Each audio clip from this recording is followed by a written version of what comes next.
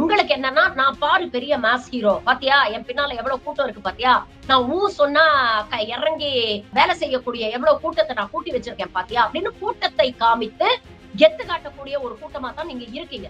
அப்ப இதெல்லாம் யாரு ஆர்கனைஸ் பண்ணணும்?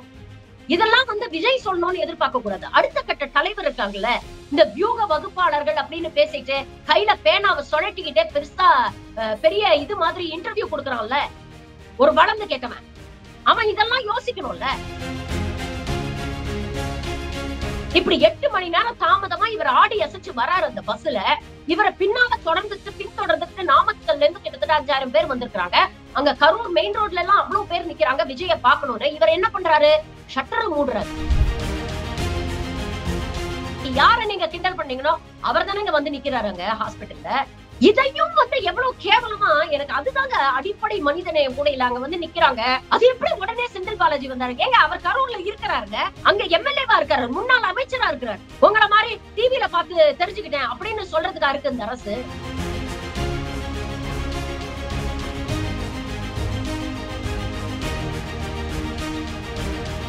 ஒரு அம்மா அழுதுட்டு மயக்கம் போட்டு விழுதுங்க.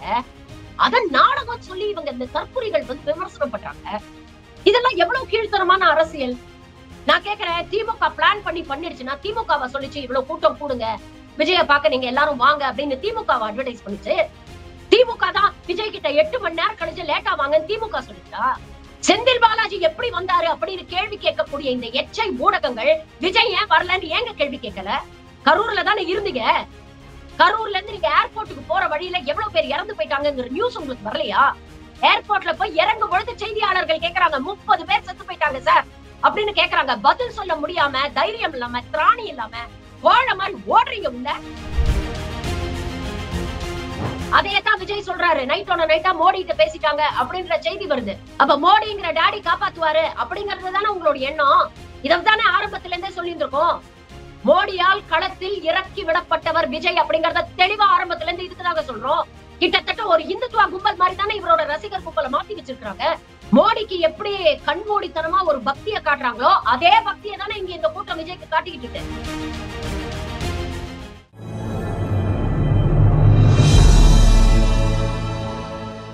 தமிழ் நியூஸ் நேயர்களுக்கு அன்பு வணக்கம். இன்றைய சிறப்பு நேர்காணலில் நம்மோடு இணைந்திருக்கும் சிறப்பு விருந்தினர் மருத்துவர் ஷர்மிளா மேடம் தான் இணைஞ்சிருக்காங்க. மேடம் வணக்கம். வணக்கம் தோழர். மேடம், இந்த கரூர்ல நடந்த துயர சம்பவம் மேலும் உயிரிழப்புகள் அதிகரிச்சிருக்கு. 41 உயிரிழப்புகளாக உயர்ந்திருக்கிறது. தொடர்ந்து துயர செய்திகளே கரூர்ல வந்துகிட்டே இருக்கு. இப்போ இந்த இருக்கக்கூடிய சூழ்நிலையில 2 நாட்களாக திரு விஜய் அவர்கள் தன்னுடைய அந்த நீலாங்கரை பங்களாலேயே இருந்துட்டு இருந்தாரு. 2 நாளுக்கு பிறகு இப்போது தன்னுடைய வீட்டை விட்டு வெளியே வந்திருக்கிறாரு. 24 மணி நேரம் கழிச்சுதான் ஆதவ அர்ஜுனாட்ட இருந்தே அறிக்கை வந்துச்சு. இவரும் லேட்டா தான் அறிக்கை விட்டாரு. அதன் பிறகு காம்பன்சேஷனும் தமிழ்நாடு அரசு அறிவித்த பிறகுதான் 10 லட்சம் கோடி அறிவிச்சிருந்தாரு. வீட்டை விட்டு வெளியே வந்திருக்கிறாரு. மீடியாக்கள் தொடர்ந்து அவரையே சுத்தி வளைச்சி எடுத்துட்டு இருக்கிறாங்க. என்ன எக்ஸாக்டா தகவல் தெரியல. கரூருக்கு செல்கிறாரா, அந்த பாதிக்கப்பட்ட மக்களுக்கு நேரடியாக சென்று அந்த நிதியை அவர் வழங்க போகிறாரா, என்ன மாதிரி தெரியல. உங்களுடைய முதற்கட்ட பார்வை மேடம். ரொம்ப வருத்தமா இருக்கு தோழர். முதல்ல தங்களுடைய சொந்தங்களை இழந்து இன்று தவிக்கக்கூடிய அந்த 41 குடும்பங்களுக்கும் நம்மளுடைய ஆழ்ந்த இரங்கல்களை நம்ம தெரிவிச்சுக்கிறோம். அன்வான்டட் லாஸ் ஆஃப் லைஃப் இல்ல தோழர், அதுதான் நினைக்கும் பொழுது ரொம்ப கஷ்டமா இருக்கு. ஏன்னா this was a disaster waiting to happen. It is a man made disaster. இதுல எந்த மாற்று கருத்தும் இல்லை. இதுல ஆளாளுக்கு இது முடிஞ்சதுக்கு அப்புறம் இதுல ஒரு கலெக்டிவ் ரெஸ்பான்சிபிலிட்டி இருக்கு, ஒரு கலெக்டிவ் அப்ரோச் இருக்கு அப்படிங்கறத டிஸ்கஸ் பண்றத விட்டுட்டு ஒரு பிளேம் கேம் ஆரம்பிச்சிடுச்சுல்ல. உடனே விஜய் தரப்பினர் இது திமுக செய்த சதி அப்படின்னு ஒரு பக்கம் சொல்றதும், இதுல ஏதோ தேவையில்லாத ஒரு அரசியல் காரணங்களை அட்டாச் பண்றதும் உண்மையிலேயே ரொம்ப வருத்தமா இருக்கு. அதை தாண்டி இந்த கூட்டத்துல இவ்வளவு பெரிய ஒரு அசம்பாவிதம் நடந்ததுக்கு என்ன காரணங்கள் அப்படிங்கறத மீடியாக்களும் கொஞ்சம் ஆப்ஜெக்டிவா டிஸ்கஸ் பண்ணணும் அப்படின்னு நினைக்கிறேன். பட் அதுவுமே நடக்க மாட்டேங்குது அப்படிங்கிறதுதான் ரொம்ப வருத்தமா இருக்கு. இது போன்ற சம்பவங்கள் எல்லாருக்குமே ஒரு படிப்பினை. அது கட்சிகளாக இருக்கட்டும், பொதுமக்கள்களாக இருக்கட்டும், இந்த முறை இது போல இவெண்ட்ஸை கவர் பண்ணக்கூடிய மீடியாக்கள், சோசியல் மீடியா யூசர்ஸ் எல்லாருக்குமே இட் இஸ் அ லெசன். இது போன்ற துயரங்கள் வரும் பொழுது அரசியல் இருக்கும். அதுல எப்பவுமே அரசியல் இருக்கும். அரசியல் விஷயங்கள் வந்து டிஸ்கஸ் பண்ணுவோம். பட் அதை தாண்டி ஒரு அடிப்படை மனித நேயமா எங்கேயோ காணாம போயிடுச்சோ அப்படின்னு தோணுது தோழர். அதுதான் வந்து ரொம்ப ஒரு வருத்தமாக இருக்கு. தமிழ்நாடுடைய பாலிடிக்ஸ் இப்படி இருந்ததில்ல. தமிழ்நாடு பாலிடிக்ஸோட ஃபேப்ரிக் இது கிடையாது. இங்க வந்து 1008 முரண்பாடுகள் இருபெரும் திராவிட கட்சிகள் வந்து 60 வருஷமா ஆட்சியில இருந்திருக்கிறாங்க. எவ்வளோ முரண்பாடுகள் இருக்கு. எவ்வளோ கடுமையான விமர்சனங்கள்லாம் வந்து 2 கட்சிகளும் வந்து பல்வேறு தரப்புல வச்சிருக்கிறாங்க. அப்படிங்கறதெல்லாம் தாண்டி களத்துல மக்களுக்கு ஒண்ணு, மக்கள் நலன் ஒண்ணு அப்படின்னா, தங்களுடைய கருத்தியல தாண்டி வந்து களத்துல நிற்கக்கூடிய ஒரு சமூகமா தான் வந்து தமிழ் சமூகம் இருந்திருக்கு. அந்த தமிழ்நாடு ஃபேப்ரிக்கையே இது போன்ற ஒரு கல்ட் பாலிடிக்ஸ கொண்டு வந்து மாற்ற முயற்சி செய்கிறார்களோ அப்படிங்கிற ஒரு அச்சம் வருது. இது எங்க கொண்டு போய் விட போகுது அப்படிங்கிறத நினைக்கும் பொழுதுதான் ரொம்ப வருத்தமா இருக்கு. நான் வந்து 2 நாளா வந்து நெறைய யூடியூப் சேனல்ஸ் எல்லாம் பேட்டிகள் கேட்டாங்க. நான் பேசல. 2 காரணம் அதுக்கு. 1 வந்து நம்ம ரொம்ப எமோஷனலா சார்ஜ்டா இருப்போம். இது போன்ற சம்பவங்கள பார்க்கும் பொழுது மனசுல ரொம்ப வருத்தமா இருக்கும். அந்த நேரங்கள்ல தவறா எதுவும் நம்ம வந்து பதிவு பண்ணிடக் கூடாது அப்படிங்கிற ஒரு விஷயம். 2வது ஒரு 48 மணி நேரம் கழிஞ்சுதான் உண்மையிலேயே என்ன நடந்திருக்கு அப்படிங்கிற எல்லா தரப்பு வெர்ஷனும் நமக்கு வெளியில வருது. அப்ப அத வச்சுதான் நம்ம வந்து ஒரு ஆப்ஜெக்டிவ் அசஸ்மென்ட் வந்து இத பண்ண முடியும். இந்த 2 காரணங்களுக்காக நான் பேசக்கூடாது அப்படின்னு நினைச்சேன். இன்னைக்கு ஒரு 48 மணி நேரம் கழிஞ்சு எல்லா தரப்புல இருந்தும் பல விஷயங்கள வந்து முன்வைக்கிறாங்கல்ல. அப்ப அதெல்லாம் எடுத்து ஆப்ஜெக்டிவா இத அசஸ் பண்ணி பார்க்கும் பொழுது இது ஒரு கலெக்டிவ் ரெஸ்பான்சிபிலிட்டியா இருந்திருக்கணும். ஒரு பக்கம் நீங்க பாத்தீங்கன்னா விஜய் தரப்பும் சரி, இல்ல பாஜக தரப்பும் சரி, அண்ணாமலை ஆகட்டும், இல்ல எடப்பாடி அவர்கள் ஆகட்டும், எல்லாரும் வந்து அரசு தவறு செய்து விட்டது. காவல்துறை வந்து உடைய போதாமை தான் இதுக்கு காரணம் அப்படின்னு சொல்றாங்க. ஆனா காவல்துறை தரப்புல இருந்து பல விளக்கங்கள், அரசு தரப்புல இருந்து பல விளக்கங்கள் வந்து கொடுக்கப்பட்டிருக்கு. சோ இதுல வந்து நம்ம தனிப்பட்ட ஒரு முறையில யாராவது இவர்தான் he has to he is solely to blame அப்படின்னு நம்ம சொல்ல முடியாது. எல்லாருக்குமே இதுல ஒரு கரெக்டிவ் ரெஸ்பான்சிபிலிட்டி, ஒரு அக்கௌண்டபிலிட்டி இருக்கு. சோ இதுல அரசியல் விமர்சனங்கள் அதெல்லாம் தாண்டி இத வந்து ஒரு ஆப்ஜெக்டிவா அசஸ் பண்ணி இனிமேல் இது போன்ற சம்பவங்கள் நடக்கக்கூடாது. இப்படி வந்து இவ்வளவு உயிர்கள் வந்து நாம இழந்துடக்கூடாது அப்படிங்கிற ஒரு நோக்கத்தோட அரசியல் கட்சிகளும் சரி, அரசாங்கமும் சரி ஒர்க் பண்ணணும் அப்படிங்கிறதுதான் என்னுடைய ஒப்பீனியனா இருக்கு. இது முழுக்க முழுக்க இப்ப நீங்க வந்து கலெக்டிவ் ரெஸ்பான்சிபிலிட்டி என்கிற ஒரு விஷயத்த கூற்ற நீங்க முன்வைக்கிறீங்க. ஆனால் அந்த ஒரு மாஸ் காட்டணும். இப்ப நம்ம வந்து இப்ப கரூர்ல வந்து முப்பெரும் விழா நடந்துச்சு. நம்ம வந்து ஏதேனும் வந்து ஒரு வஞ்சகத்தோடையே இது ஒரு மாஸ் காட்டணுங்கிற ஒரு மோகத்தோடையே திரு விஜய் அவர்கள் இதை அணுகியதாகவும், அவர் ஒரு முன்கூட்டியே ஒரு எவ்வளவோ முன்மாதிரிகள் அவருக்கு இருக்கு. விக்கிரவாண்டியில வந்து நடந்த சம்பவங்கள் எவ்வளவோ பேர் மயக்கம் அடைஞ்சாங்க. இன்னும் சொல்லப்போனா தனியார் தொலைக்காட்சியிலேயே ஒரு பத்திரிகையாளர் பதிவு செய்த செய்தி, ஒரு மாவட்ட செயலாளர் புசி ஆனந்த் அவர்களிடம் கூறியதாக 441 பேர் அதுல வந்து பாதிக்கப்பட்டிருந்ததாகவும், உயிரிழப்பு கூட மாஸ் லெவல்ல ஏற்பட்டிருக்க கூடும். கடவுளினுடைய புண்ணியத்தினால ஏதோ வந்து உயிரிழப்பு ஏற்படாம போச்சு, தப்பிச்சிட்டோம் அப்படின்னு சொல்லி புசி ஆனந்தே சொல்லியிருக்கிறாரு. மதுரையில் நடந்த மாநாட்டை நம்ம பார்க்கிறோம். எவ்வளவு பெரிய அசம்பாவித சம்பவங்கள்லாம் நடந்துச்சு. அதை தொடர்ந்து இது பல படிப்பினைகள் இருந்திருக்கிறது. அந்த படிப்பினைகளை எல்லாம் அவர் வந்து பெற்று அது களை எடுத்தாரா? இப்பொழுது இவ்வளவு பெரிய துயர சம்பவத்திற்கு ஆளாகி இருக்குது என்றால் முழுக்க முழுக்க திரு விஜய் அவர்களுடைய அந்த மோகம் தான் காரணம் என்ற ஒரு கருத்து பரவலாக இத நம்ம கூறப்படுகிறது. ஆரம்பத்துல இருந்தே பதிவு பண்ணிட்டு வரோம் தோழர். ஒவ்வொரு மாநாடு நடக்கும் பொழுதோ, இல்ல விஜய் ஒவ்வொரு சனிக்கிழமை வெளியில வரும் பொழுதோ இந்த விஷயத்த நம்ம பதிவு பண்ணிட்டு வரோம். விஜய் என்கிற ஒற்றை முகத்தை நம்பிதான் வந்து அந்த கட்சி செயல்படுது அப்படிங்கிறது ரொம்ப தெளிவா தெரியுது. அதே மாதிரி விஜய வந்து ஒரு மீட்பர் மென்டாலிட்டி, இத நம்மளுடைய காணொளியிலேயே நான் முன்னால சொல்லியிருக்கேன். விஜய் வந்து எல்லோரையும் மீட்கக்கூடிய ஒரு தேவ தூதர் அப்படிங்கிற ரேஞ்சில தான் வந்து விஜய வந்து அவங்க பில்டப் பண்றாங்க. தொடர்ந்து நீங்க சொல்ற மாரி பல்வேறு இவங்க நடத்தின கூட்டங்கள்ல இது போன்ற அசம்பாவிதங்கள் நடந்திருக்கு. உயிரிழப்பு வந்து ஏற்படல. ஆனா பல்வேறு காணொளியில பல்வேறு அரசியல் விமர்சகர்கள் இத வந்து விமர்சனம் செய்யக்கூடியவர்கள் தொடர்ந்து இந்த பயத்தை வெளிப்படுத்திக்கிட்டே இருந்தாங்க. நல்ல வேளை இங்க தப்பிச்சிட்டீங்க. அடுத்து வரக்கூடிய இடத்துல இது நடக்காம பாத்துக்கங்க. அதற்கான முன்னெச்சரிக்கை நடவடிக்கைகளை தயவு செஞ்சு எடுங்க அப்படின்னு தொடர்ந்து நாம வார்ன் பண்ணிட்டு வரோம் தோழர். ஆனா அத பத்தி அவங்களுக்கு எந்த கவலையுமே இல்ல. அவங்க அத பத்தி சீரியஸா கன்சிடர் கூட பண்ணல. அப்படிங்கிறதுதான் நமக்கு வந்து ரொம்ப வருத்தமாக இருக்கு, வேதனையாக இருக்கு. இன்னைக்கு கூட நீங்க பாருங்க, களத்துல வந்து என்னுடைய நண்பர் அவர் வந்து ஒரு மருத்துவர், சிறப்பு மருத்துவர். அவர் கரூர்ல வந்து அந்த ஹாஸ்பிட்டல்ல இருந்தாரு. இறந்து போனவர்கள கொண்டு வரும்பொழுது அவர் இரவு பகலா அங்க இருந்து அத மேனேஜ் பண்ணாரு.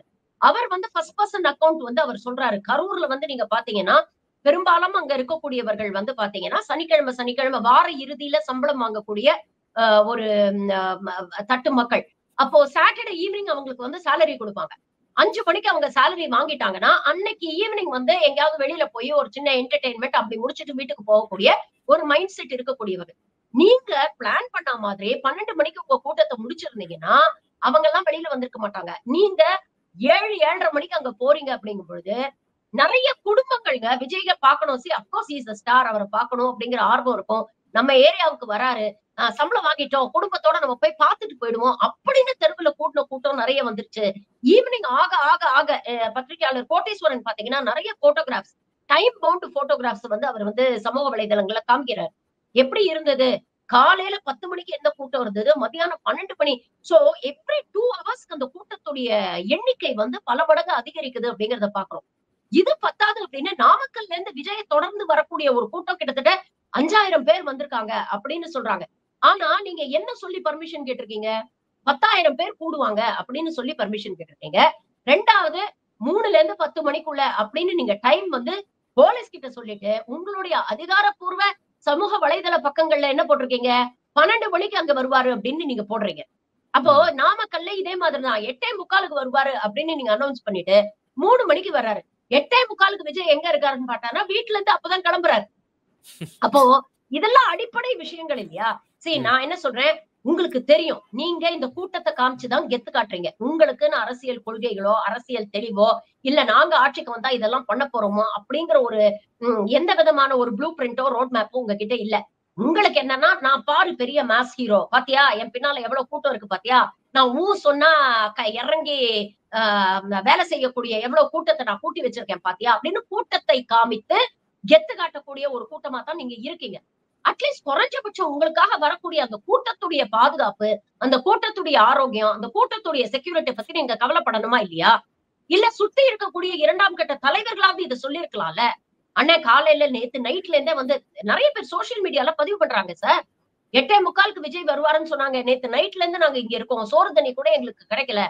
இவங்க எந்த அளவுக்கு அன்ரூலி கிரவுடா இருந்தா, அங்க இருக்கக்கூடிய கடை வச்சிருக்கிறவங்க எல்லாம் வந்து கடைய பூட்டிட்டு போயிருப்பாங்க. அப்போ அங்க வந்து குடிக்கிறதுக்கான தண்ணி இல்ல, சாப்பிடறதுக்கு சாப்பாடு இல்ல, சுத்து வட்டாரத்துல இருக்கக்கூடிய கடையெல்லாம் வந்து அவன் பாதுகாப்பு கருதி அவன் மூடிட்டான். அப்ப நீங்க குறைஞ்சபட்சம் என்ன பண்ணியிருக்கணும்? உங்கள பார்க்க இவ்வளவு பேர் வராங்கல்ல. நீங்க தான் பிரைவேட் ஜெட்ல தானே போறீங்க. அவ்வளவு பெரிய பஸ்ஸுக்கு கோடி கணக்குல நீங்க செலவழிக்கிறீங்க. ஒரு பிரைவேட் ஜெட்ல ஃப்ளை பண்றதுக்கு நீங்க கோடி கணக்குல செலவழிக்கிறீங்க. உங்கள நம்பி வரக்கூடிய கூட்டம் தானே. ஒரு 30,000 பேர் இருக்கும். 50,000 பேர்னே வச்சுக்கோங்கங்க. அவங்களுக்கெல்லாம் ஒரு தண்ணி பாட்டிலும், ஒரு ஒரு ஒரு ஒரு அடிப்படை உணவும் சப்ளை பண்றதுல என்னங்க கஷ்டம்? ஒரு ஒரு ஆளுக்கு ஒரு பிஸ்கட் பாட்டிலும், ஒரு ஒரு 2 பிஸ்கட் பாக்கெட்டும், ஒரு ஒரு ஒரு ஒரு தண்ணி பாட்டிலும் குடுக்கறதுல வந்து என்னங்க கஷ்டம் வந்துற போகுது? அப்ப இதெல்லாம் யாரு ஆர்கனைஸ் பண்ணணும்?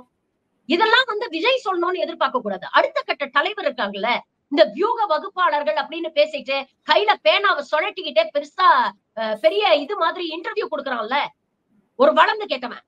அவன் இதெல்லாம் யோசிக்கணும்ல. அடுத்த கட்ட தலைவர்கள்னு எதுக்கு இருக்கீங்க நீங்கலாம்? அப்ப இவ்வளவு கூட கூட்டம் கூடுதுன்னா, அவங்களுக்கான அடிப்படை உணவ குடுக்கணும். அப்ப நீங்க என்ன பண்ணணும்? கட்சி கட்டமைப்புல வாலண்டியர்ஸ உருவாக்கணும். விசிகேல மாநாடு நடத்துறாங்கங்க. தேசம் காப்போம்னு ஒரு மாநாடு நடத்துறாங்க. 20 லட்சம் பேர் வந்தாங்கங்க அந்த மாநாட்டுக்கு. அதே இளைஞர்கள் தானே வந்தாங்க. இப்படி ஏதாவது ஒரு அசம்பாவிதம் நம்ம கேள்விப்பட்டிருப்போமா? இல்ல ஒரு உயிர் போச்சுன்னு நம்ம ஏதாவது கேள்விப்பட்டிருப்போமா? அப்போ கட்சி கட்டமைப்பு அப்படிங்கிறது ரொம்ப முக்கியம். அடுத்தடுத்த கட்டத்துல நீங்க இருக்கக்கூடிய தலைவர்கள நீங்க வந்து வலுப்படுத்தணும். அவங்கள அடையாளப்படுத்தணும். இப்ப அங்க இருக்கக்கூடிய கரூரோடைய மாவட்ட செயலாளர் யாருன்னு எத்தனை பேருக்குங்க தெரியும்? அவன் கட்சியில இருக்கிறவனுக்கே தெரியுமா? விஜய்க்கே தெரியுமா? அப்படிங்கிறது ஒரு பெரிய கேள்விக்குறிங்க. 5:45 மணிக்கு ராஜ்மோகன் மைக்ல அனௌன்ஸ் பண்றாரு. ஏய் மரத்து மேல ஏறாத. ஏய் ஜெனரேட்டர் பேரிகேட் இது உடைக்காத. ஜெனரேட்டர்ல கரண்ட் ஷாக் அடிச்சா செத்து போயிருவீங்க. ஏய் மஞ்ச சட்டை இறங்கு. ஏய் பச்சை சட்டை இறங்கு. இப்படி மைக்ல அனௌன்ஸ் பண்றாருங்க. எவனுமே மதிக்க மாட்டேங்கிறாங்க. எப்படிங்க மதிப்பான்? மற்ற கட்சிகள் நீங்க எடுத்துக்கோங்க. திமுக ஆகட்டும், அதிமுக ஆகட்டும், விசிக ஆகட்டும். இந்த மாதிரி கூட்டங்கள் நடக்கும் பொழுது களத்துல வாலண்டியர்ஸ் இருப்பாங்க. அவங்க பேட்ஜ் போட்டிருப்பாங்க. ஆர்கனைசர்ஸ் வாலண்டியர்ஸ் பேட்ஜ் போட்டிருப்பாங்க. அடையாளம் இருக்கும். அவங்க கூட்டத்தை கட்டுப்படுத்துவாங்க. ஒரு மாவட்ட செயலாளர் வந்து சொன்னார்னா அங்க இருக்கக்கூடிய அந்த களத்துல இருக்கக்கூடியவங்க கேட்பாங்கங்க. அவர் மேல ஒரு பயம், ஒரு மரியாதை இருக்கும். சொல்றாருன்னா ஒரு விஷயத்துக்காக சொல்றாரு அப்படிங்கறத கேட்பாங்க. வாலண்டியர் கிரௌட வச்சு இதை கண்ட்ரோல் பண்ணுவாங்க. வந்திருக்கக்கூடிய பொதுமக்களுக்கு ஏதாவது பிரச்சனை இருக்குன்னா அதை அட்ரஸ் பண்ணுவாங்க. நீங்க என்ன பண்றீங்க? காலையில இருந்து 12 மணில இருந்து காலையில இருந்து 7-10 மணில இருந்து மக்கள் அங்க நிக்கிறாங்க. ஒரு எவ்ரி 15 மினிட்ஸ்க்கு ஒரு தடவை உங்கள் விஜய் புயல் என வரேன் நான் ஒரு பாட்டை போட்டு விட்டுறீங்க ரெக்கார்ட்ல. அவன் சோறு தண்ணி இல்லாம டான்ஸ் ஆடி டயர்ட் ஆகி டீஹைட்ரேட் ஆகி, சரி அட்லீஸ்ட் அந்த கிரௌடு வந்து காலையில இருந்து வந்து நிக்கிறாங்களா, அவங்களை என்கேஜ் பண்றதுக்காக ஏதாவது ஒரு விஷயத்தை நீங்க பண்ணணுங்க. அடுத்த கட்ட தலைவர்கள் நீ எதுக்கு இருக்கீங்க? பேசி அந்த கூட்டத்தை சரி பண்ணலாம்ல. இல்ல அட்லீஸ்ட் அண்ணன் வரதுக்கு கொஞ்சம் டைம் ஆகும், சாப்பிடுறவங்க தயவு செஞ்சு சாப்பிட்டுட்டு வாங்க அப்படிங்கறதையாவது சொல்லலாங்க. எப்ப வரப்போறாருன்ற விஷயத்த கூட சொல்ல மாட்டேங்கிறீங்க. இப்படி 8 மணி நேரம் தாமதமா இவர் ஆடி அசைச்சு வராரு அந்த பஸ்ல. இவரை பின்னால பின்தொடர்ந்துட்டு நாமக்கல்ல இருந்து கிட்டத்தட்ட 5000 பேர் வந்திருக்காங்க. அங்க கரூர் மெயின் ரோட்ல எல்லாம் அவ்வளவு பேர் நிக்கிறாங்க விஜய பாக்கணும்னு. இவர் என்ன பண்றாரு? ஷட்டரை மூடுறாரு. அவங்க ஆங்கில ஊடகங்கள் அதை ரிப்போர்ட் பண்ணிருக்கிறாங்க. நீங்க ஷட்டரை மூடாம இருந்திருந்தீங்கன்னா அட்லீஸ்ட் அந்த டைம்லயே பஸ்ஸோட மேல போய் நின்னு எல்லாருக்கும் கைய காட்டி இருந்தீங்கன்னா விஜய பார்த்த சந்தோஷத்துல அவன் கலைஞ்சு போயிருப்பான்ல. நீங்க ஷட்டரை மூடிக்கிட்டு உள்ள உட்கார்ந்து இருந்தீங்கன்னா நீங்க பேசக்கூடிய பாயிண்ட் வரைக்கும் அவனும் பின்தொடர்ந்து வரான். ஏற்கனவே அங்க நிக்க கூட இடம் இல்லாம கிரௌட் இருக்குங்க. இன்னொரு 5000-10,000 பேர் சேர்ந்தானா அப்ப என்ன நிலைமை ஆகும் அப்படிங்கறத யோசிச்சு பாருங்க. எவ்வளவு அன்ரூலி கிரௌடா இருந்திருக்கு. பஸ் மர கிளையில ஏறி நின்று இருக்கிறாங்க. அந்த கிளை உடைஞ்சு விழுந்து கீழே இருக்கிறவங்க எல்லாம் பாதிக்கப்பட்டிருக்காங்க. டின் ரூஃப்ங்க, ஆஸ்பெஸ்டாஸ் ஷீட் இருக்குல்ல, டின் ரூஃப், அது மேல 20 பேர் நிக்கிறாங்க. ஒரு அடிப்படை அறிவு கூட இல்லாம போயிடுச்சு உங்களுக்குலாம். ஜெனரேட்டரோட பேரிகேட வந்து உடைக்கிறாங்க. யோசிச்சு பாருங்க. ஒரு ஷார்ட் சர்க்கியூட்டா இருந்துன்னா அவ்வளவு 1000கணக்கான பேர் அங்க இருக்கிறாங்க. ஏதாவது ஒரு ஷார்ட் சர்க்கியூட் ஆயிருந்தா எத்தனை நூற்றுக்கணக்கில் உயிர் பலியா இருக்கும். நினைக்கும் போதே அப்படியே ஈரக்குளம் எல்லாம் நடுக்குதுங்க நமக்கு. அப்ப இதெல்லாம் கண்ட்ரோல் பண்ண வேண்டியது யாருடைய பொறுப்பு? நீங்க தானே சொன்னீங்க 10,000 பேர் கிரௌடு வருவாங்கன்னு. நீங்க தானே உத்தரவாதம் கொடுத்தீங்க, நாங்க மேனேஜ் பண்ணிக்கிறோம் இந்த கிரௌடுன்னு. அப்ப 10,000 பேருக்கு மேல வருவான்னா நீங்க என்ன பண்ணிருக்கணும்? இல்லங்க 10,000 பேருக்கு மேல வருவாங்க, எங்களுக்கு இந்த இடம் பத்தாது, வேற ஆல்டர்னேட்டிவ் கொடுங்க, 1,00,000 பேர் வருவாங்க அப்படின்னு சொல்லி நீங்க இடத்தை மாத்தி இருக்க வேண்டியதுதானே. முதல்ல இந்த சனிக்கிழமை வைக்கிறதே இவங்களுடைய நோக்கம் என்னங்க? சனிக்கிழமை வச்சாதான் கெத்து காட்ட முடியும். சனிக்கிழமை வச்சாதான் இவங்களுடைய ரசிகர்கள் எல்லாம் வருவாங்க. ஸ்கூல் படிக்கிற பசங்கள்ல இருந்து வயசானவங்க வரைக்கும் எல்லாரும் வருவாங்க அப்படிங்கறது தானே உங்களுடைய நோக்கம். இரண்டாவது, ஒரே ஒரு பாயிண்ட் எதுக்கு இங்க சூஸ் பண்றீங்க? கரூர் தொகுதியில மட்டும் 4 அசெம்பிளி கான்ஸ்டிடியூன்சி இருக்கு இல்லங்க.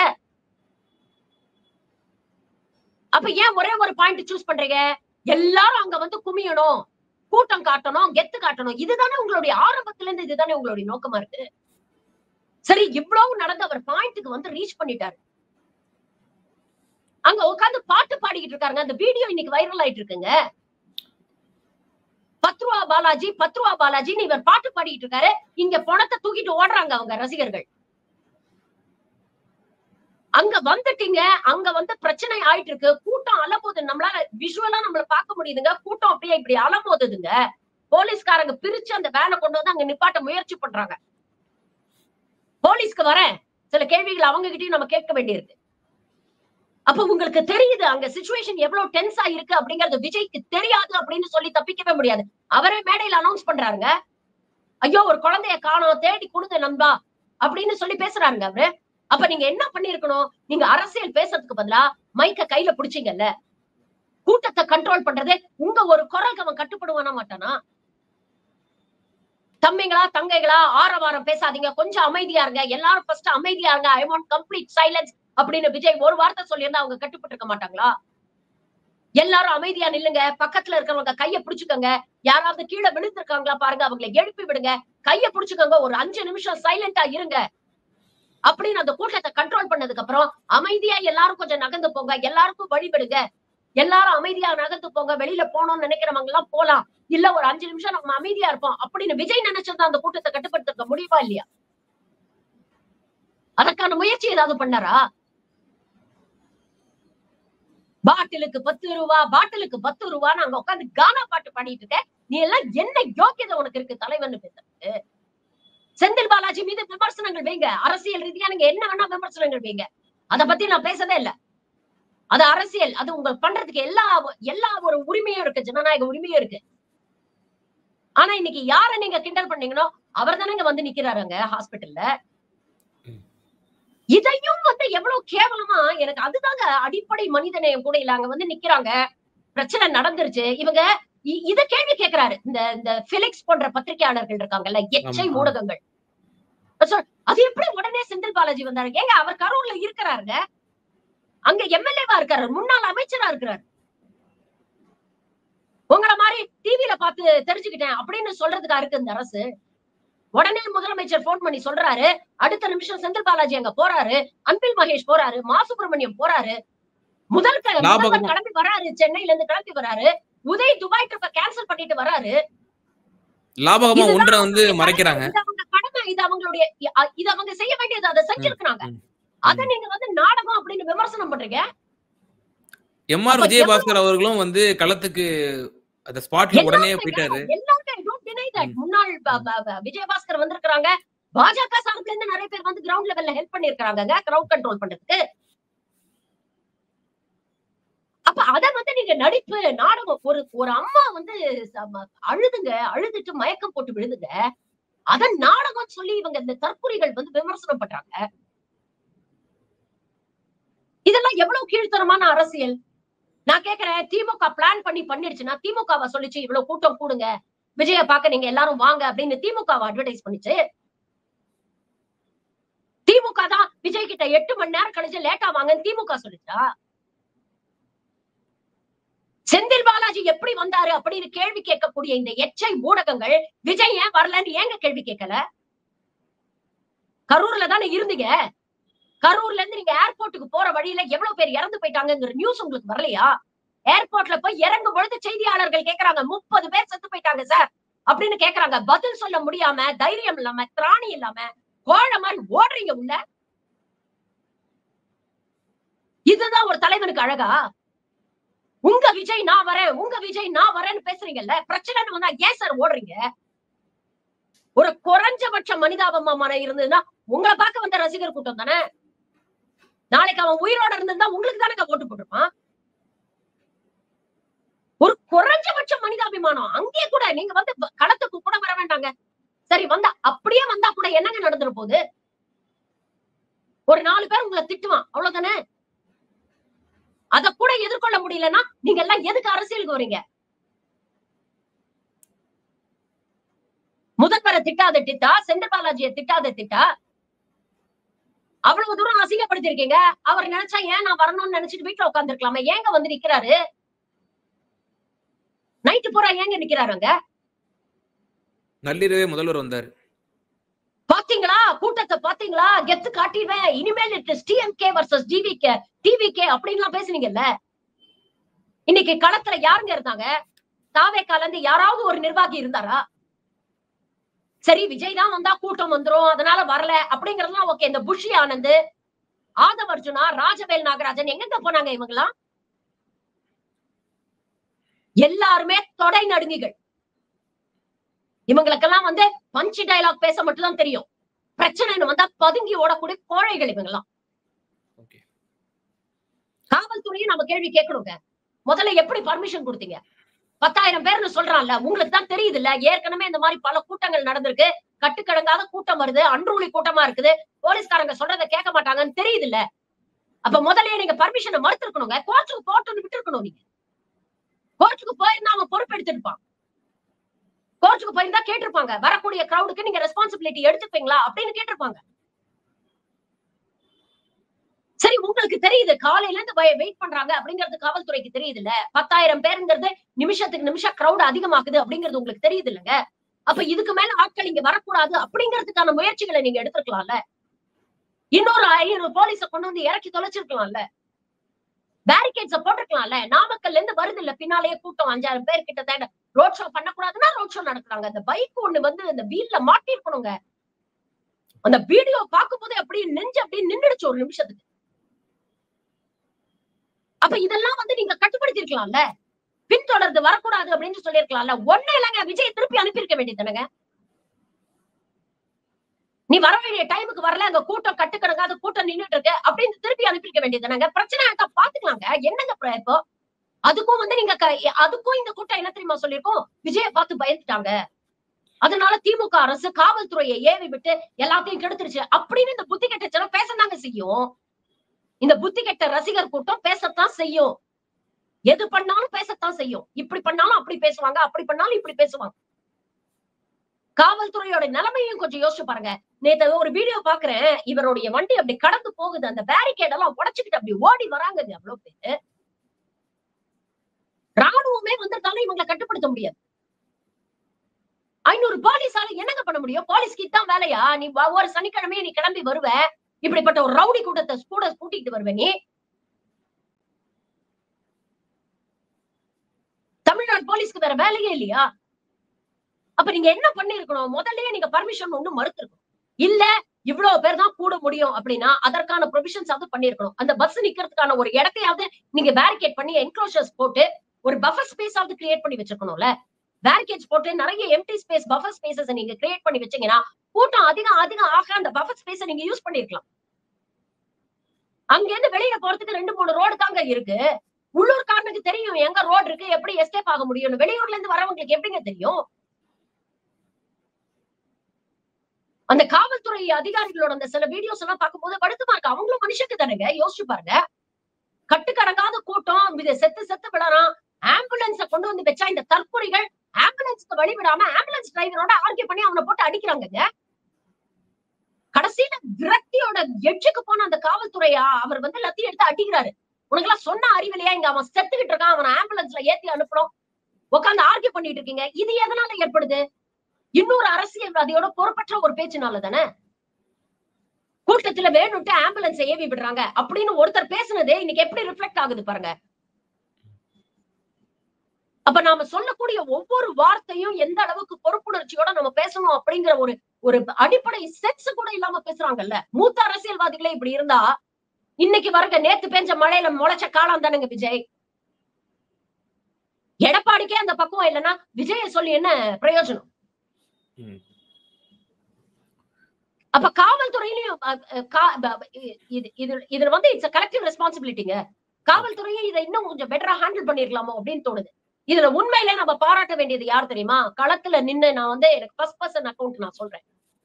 அங்க கரூர்ல ஹாஸ்பிட்டல்ல அவ்வளவு தூரம் அங்க இருக்கக்கூடிய மருத்துவர்கள், பாராமெடிக்கல் ஸ்டாஃப், வாட்ச்மேன்ல ஆரம்பிச்ச சானிட்டரி ஒர்க்கர்ஸ் வரைக்கும் ரொம்ப சிறப்பா செயல்பட்டாங்க. அங்க இருக்கிறவங்க சொல்றாங்க, அங்க ஒர்க் பண்ணக்கூடிய என்னுடைய கொலீக் வந்து சொல்றாரு, இரவு பகலா எந்தவித கவலையும் படாம ஒவ்வொருத்தரையும் கொண்டு வரும்பொழுது அங்க அழறாங்க. அந்த காவல்துறை காவலாளர்களும் சானிட்டரி ஒர்க்கர்ஸும் அந்த குழந்தைங்களுடைய சடலங்களை பார்த்து அழறது பார்க்கும் பொழுது உண்மையிலே கஷ்டமா இருந்தது. 2 மருத்துவர்களே வந்து மயக்கம் போட்டு விழுந்திருக்கிறாங்க இந்த டிராஜடியை பார்த்து. அவங்களுக்கும் முதலுதவி செஞ்சிருக்கிறாங்க. உடனே அரசாங்கம் வந்து அவங்களுக்கு எல்லாம் சாப்பாடு ஏற்பாடு பண்ணிருக்கு. உடனே வந்து போஸ்ட்மார்ட்டம் பண்ணி உடனே அந்த பாடிஸை வந்து ஆம்புலன்ஸ் மூலமா அவங்க வீட்டுக்கு கொண்டு போய் சேர்க்கறதுக்குலாம் அரசாங்கம் ரொம்ப சிறப்பாக செயல்பட்டு அந்த விஷயத்துல உண்மையிலேயே அப்ரிஷியேட் பண்ணணும். இந்த அந்த அளவுக்கு ஒரு மருத்துவ கட்டமைப்பு இருந்ததுனால மேனேஜ் பண்ண முடிஞ்சது. ஆனா மீடியா என்ன சொல்றாங்க, போதுமான மருத்துவர்கள் இல்ல. நான் கேக்குறேன், அங்க இருக்கக்கூடிய வால்யூம்க்கு தகுந்த மாதிரி அங்க மெடிக்கல் ஸ்டாஃப் இருப்பாங்க. திடீர்னு ஒரு 200 பேர் ஹாஸ்பிட்டலுக்கு வரான், ஒரு எமர்ஜென்சினா திரும்ப மற்ற இடங்கள்ல இருக்கக்கூடிய மருத்துவர்கள் அவங்க கொண்டு வந்து அதை எஃபெக்டிவா ஹேண்டில் பண்றாங்கல்ல, அதை உங்களால அப்ரிஷியேட் பண்ண முடியல. இந்த மீடியாவுடைய இந்த டிஆர்பி கிரேஸுக்கும் இந்த வருமானம் எப்படியெல்லாம் வருமானம் பண்ணலாம் அப்படிங்கிற ஒரு வெறித்தனத்துக்கு ஒரு அளவே இல்லாம போயிடுச்சுங்க. காலையில இருந்து விஜய் எந்திரிச்சாரு, விஜய் பல் விளக்குனாரு, விஜய் பாத்ரூம் போனாரு, விஜய் வண்டியில ஏறிட்டாரு, விஜய் கால ஏர்போர்ட்ல வந்து இறங்கிருச்சு. இதத்தான் எல்லா அரசியல் தலைவர்களுக்கும் நீங்க பண்றீங்களா? சரி, இவ்வளவு பண்றீங்கல்ல, அங்க கூட்டம் இருக்குது அப்படிங்கறதுல ட்ரோன் ஷாட்ல காட்ட முடியுது இல்ல? அப்ப நீங்க மீடியாக்கு ஒரு சோசியல் ரெஸ்பான்சிபிலிட்டி இருந்ததுன்னா மீடியா அனௌன்ஸ் பண்ணிருக்க வேண்டாமாங்க? கூட்டம் கட்டுக்கடங்காம வருது, தயவு செஞ்சு இனிமேல் யாரும் வராதீங்க, வந்தா கூட அந்த தெருவுக்குள்ள போகாதீங்க, அங்க இருக்கக்கூடிய மக்கள் ஃபேஸ் பண்ணக்கூடிய அந்த கஷ்டங்களை வந்து நீங்க மீடியால பேசிக்கலாம் இல்லங்க? தெரியுதுல்ல, விஷுவல நம்ம வீட்டுல உட்கார்ந்து பாக்குறவங்களுக்கு, அந்த விஷுவல்ஸ பாக்குறவங்களுக்கு தெரியுது இது ஏதோ ஒரு அசம்பாவிதத்துல போய் முடிய போகுது, கிரௌட் அப்படியே அல மோதுது. இது கண்டிப்பா இது போன்ற ஒரு கூட்ட நெரிசல்ல கொண்டு போய் விடும் அப்படிங்கிறது நமக்கு தெரியுது. அங்க இருக்கக்கூடிய மீடியாவுக்கு 24 மணி நேரம் அங்க கேமராவை போக்கஸ் பண்ணிட்டு விஜய்க்காக புகழ் பாடிட்டு இருக்காங்களே, இவங்களுக்கு தெரியாதா? அப்ப என்ன எச்சத்தனமான ஊடக அரசியல் இது? பப்ளிக்க வார்ன் பண்ண வேண்டியது ஒரு மீடியாவோட கடமை இல்லையா? பிரச்சனை எல்லாம் நடந்து முடிஞ்சு இவ்வளவு பணங்கள் வருந்தக்கப்புறம் போய் மைக்க நீட்டுறீங்களே, உங்களுக்கு எல்லாம் கேவலமா இல்ல, வெக்கமா இல்ல?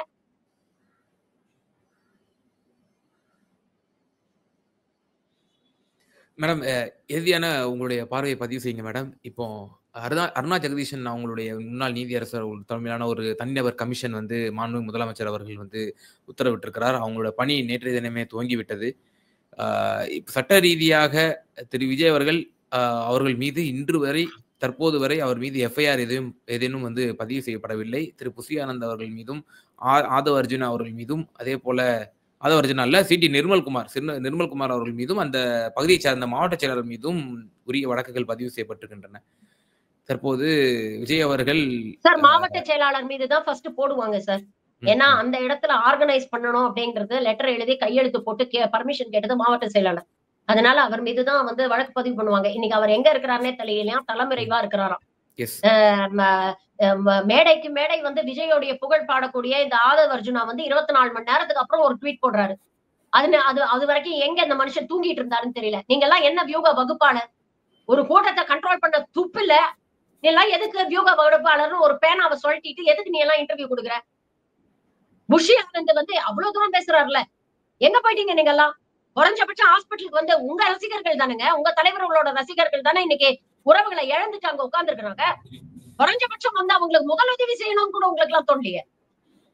எல்லாரும் பயந்து பப்பி ஓடிட்டீங்கல்ல, இதுதான் உங்க வீரமா? இதுக்குதான் உங்க விஜய் நான் வரேன், உங்க விஜய் நான் வரேன் அப்படின்னு கோஷம் போட்டீங்களா? எதுவுமே இப்போ அருணா ஜெகதீசன் அவர்களுடைய ரிப்போர்ட் வந்துச்சுன்னா தெரியும் உண்மையிலேயே எங்கெங்க லாக்குனே இருந்திருக்கு. நான் சொல்றேனே, இதுல வந்து தனிப்பட்ட விஜய் அப்படிங்கிற ஒரு நபரை மட்டுமே வந்து குத்தம் சொல்லிட முடியாது. அந்த கட்சியில முதல்ல கட்டமைப்பு சரியில்லை, அங்க வந்து ஒரு ஆர்கனைசிங் கெப்பாசிட்டி இல்ல, அந்த கூட்டத்தை வந்து அரசியல் படுத்துங்க அப்படின்னு தொடர்ந்து நாம சொல்றது இது போன்ற சம்பவங்கள் நடக்கக்கூடாதுங்கிறதுக்காக தான். அதுக்காக எந்த முயற்சியும் அவங்க எடுக்கிறதாவும் தெரியல.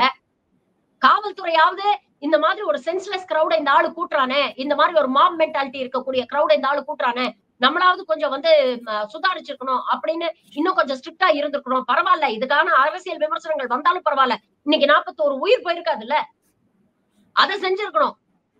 அதை செய்யல. இது எல்லாமே வந்து அருணா ஜெகதீசன் ரிப்போர்ட்ல வரும். இப்ப வந்து பாஜக தரப்புல இருந்து அண்ணாமலை, பாஜக கூட்டணியில இருக்கக்கூடிய எடப்பாடி எல்லாரும் களத்துல குதிச்சிருக்காங்க. விஜயை பாதுகாக்கிறாங்களாம். நேத்து வந்து பேட்டி கொடுக்கிறாரு அண்ணாமலை. இதுக்கு முழுக்க காவல்துறை தான் காரணம்னு. ஏன்டா 8 மணி நேரம் லேட்டா வந்தான்னு விஜய கேள்வி கேட்க துப்பில்ல அவருக்கு. விஜயை பாதுகாக்க முயற்சி பண்றாங்க. அண்ணாமலை பேசுற அதே லாங்குவேஜ் தான் விஜய் பேசுறாரு. நோட்டீஸ் பண்ணி பாத்தீங்களா? இதுல சிபிஐ என்கொயரி வேணும்னு அண்ணாமலை சொல்றாரு. அதே தான் விஜய் சொல்றாரு. நைட்டோட நைட்டா மோடி கிட்ட பேசிட்டாங்க அப்படின்ற செய்தி வருது. அப்ப மோடிங்கிற டாடி காப்பாத்துவாரு அப்படிங்கறது தானே உங்களுடைய எண்ணம். இதைத்தானே ஆரம்பத்துல இருந்தே சொல்லி இருந்திருக்கோம். மோடியால் களத்தில் இறக்கி விடப்பட்டவர் விஜய் அப்படிங்கறத தெளிவா ஆரம்பத்துல இருந்து இதுக்குதாங்க சொல்றோம். கிட்டத்தட்ட ஒரு இந்துத்துவா கும்பல் மாதிரி தானே இவரோட ரசிகர் கும்பலை மாத்தி வச்சிருக்காங்க. மோடிக்கு எப்படி கண்மூடித்தனமா ஒரு பக்தியை காட்டுறாங்களோ அதே பக்தியை தானே இங்க இந்த கூட்டம் விஜய்க்கு காட்டிக்கிட்டு இருக்கு. இவங்களுக்கும் இந்த RSS கும்பலுக்கும் எனக்கு பெரிய வித்தியாசம். இன்னைக்கு விஜய்க்கு ஆதரவாக களத்துல நின்னு விஜயை காப்பாத்த முயற்சி பண்றது யாருங்க? அண்ணாமலை, ரங்கராஜ் பாண்டே போன்ற வகையறாக்கள் தானே. அப்படிப்பட்ட ஒரு கல்ட் பாலிடிக்ஸ தமிழ்நாட்டுல வந்து விஜய் மூலமா இவங்க வந்து ஏற்படுத்தணும் முயற்சி பண்றாங்க. இதைத்தான் நான் ஆரம்பத்திலேயே சொன்னேன். தமிழ்நாடு பாலிடிக்ஸோட ஃபேப்ரிக்கை இவங்க மாத்திக்கிட்டு இருக்காங்க. இங்க சிந்திக்கக்கூடிய ஒரு கூட்டம் வந்து இருந்தது. இன்னைக்கு சிந்திக்க கூடிய ஒரு வலிமையை வந்து டோட்டலா மழுங்கடிச்சு ஒரு தற்கொலை கூட்டத்தை உருவாக்கிட்டு இருக்காங்க. தன்னுடைய தலைவனுக்கு கூட எதிர்நோக்கி ஒரு கேள்வியை கேட்க முடியாத ஒரு கூட்டங்க அவங்க. வி ஸ்டாண்ட் வித் விஜய் அப்படின்னு ஹேஷ்டேக் ட்ரெண்ட் பண்ணிட்டு இருக்காங்க. விஜய்க்கு என்னங்க நஷ்டம் இதுல? இது நடந்ததுல விஜய்க்கு என்ன நஷ்டம்? விஜய்க்கு ஏதாவது பொருள் சேதமா? விஜய்க்கு ஏதாவது உயிர் சேதமா? விஜய் வீட்டுல 2 பேர் இறந்து போயிட்டாங்களா? இல்லையே. பிரைவேட் ஜெட்க்கு அவ்வளவு லட்சம் கோடி செலவு பண்ண தெரியுது. அங்க வந்த உங்க ரசிகர்களுக்கும் ஒரு தண்ணியும் சோறு போட தெரியல. நீ எல்லாம் என்னையா தலைவன்? அப்படிப்பட்டவனுக்கு வி ஸ்டாண்ட் வித் விஜய் அப்படின்னு இன்னைக்கு ஹேஷ்டேக் ட்ரெண்ட் பண்ணிட்டு இருக்கீங்க.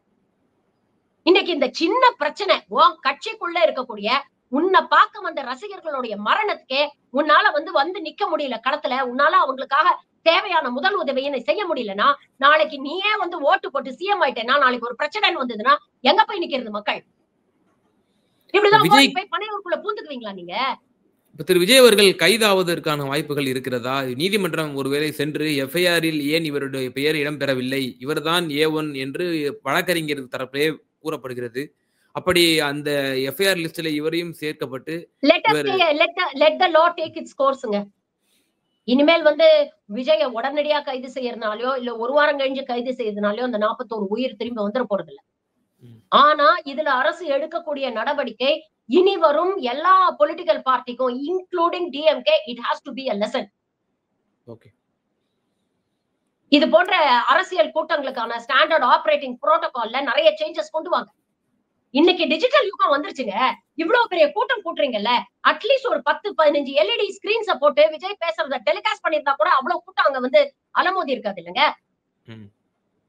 அதுக்கெல்லாம் எவ்வளவுங்க செலவாக போகுது? அதையாவது பண்ணிருக்கலாம்ல இந்த தற்குறி கூட்டம். இப்ப புரியுதா ஏன் தற்குறிகள் ஏன் திரும்ப திரும்ப சொல்றோம் அப்படிங்கிறது இப்ப புரியுதா? தலைவர்ல ஆரம்பிச்சு கடைக்கோடி தொண்டம் வரைக்கும் எதுவுமே தெரியல. ஒரு சமயோஜிதமா ஒரு சிவிக் ரெஸ்பான்சிபிலிட்டியோட யோசிக்கணுங்கிற அடிப்படை அறிவு கூட இல்லாம இருக்கிறாங்க. இவங்களை நம்பி இவங்களுக்கு ஓட்டு போட்டு தமிழ்நாடு தூக்கி இவங்க கையில கொடுத்தா என்ன நிலைமை ஆகும்ன்றத யோசிச்சு பாருங்க.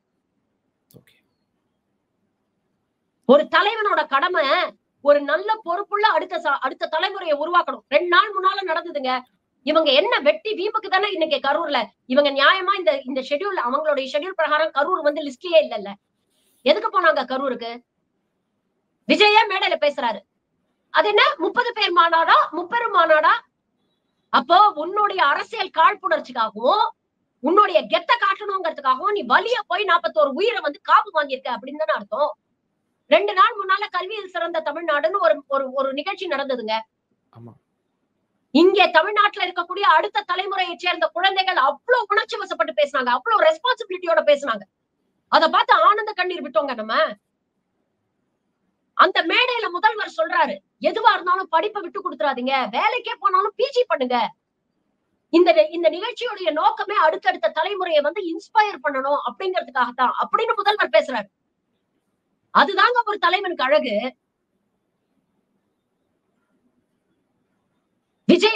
விஜயை பின்தொடரக்கூடிய விஜயோட ரசிகர்களாக இருக்கக்கூடிய தம்பிகள், உங்க மேல எனக்கு கோபம் எல்லாம் இல்ல, உங்க மேல வருத்தம் தான்.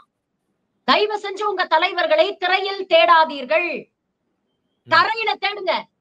போராட்ட களத்துல உங்களுக்கு ஒரு பிரச்சனைனா யாரு வந்து நிக்கிறானோ அவன் தாங்க உண்மையான தலைவன். உங்க தலைவர் பஸ் மேல நின்னுகிட்டு யாரையெல்லாம் எள்ளி நகையாடினாரோ அவங்கதான் இன்னைக்கு வந்து 24 மணி நேரமா கரூர்ல உட்கார்ந்துட்டு இருக்காங்க. மக்களுக்கான தேவையான விஷயங்களை செஞ்சுக்கிட்டு இருக்காங்க. இப்ப நீங்க முடிவு பண்ணிக்கங்க. நிச்சயமா மேடம். இந்த கரூர்ல நடந்திருக்கக்கூடிய இந்த துயர சம்பவம், அதை தொடர்ந்து இந்த தமிழ் சமூகத்தின் மீதான உங்கள் மீது இருக்கக்கூடிய பார்வை, அந்த மக்களினுடைய அந்த அணுகுமுறை, அதே போல இது எந்த ஒரு மிகப்பெரிய ஒரு படிப்பினை. இது வந்து ஒட்டுமொத்த இந்தியாவுக்குமே ஒரு தலைகுனிவான ஒரு சம்பவம். இதை ஒரு படிப்பினையாக திராவிட முன்னேற்ற கழக அரசிற்கும் இது ஒரு படிப்பினையாகவே நீங்கள் வந்து பல உங்களுடைய ஆதங்கத்தையும் உங்களுடைய வருத்தத்தையும் நம்ம ஊடக வாயிலாக தெரிவித்திருந்தீர்கள். ரொம்ப நன்றி. Thank you.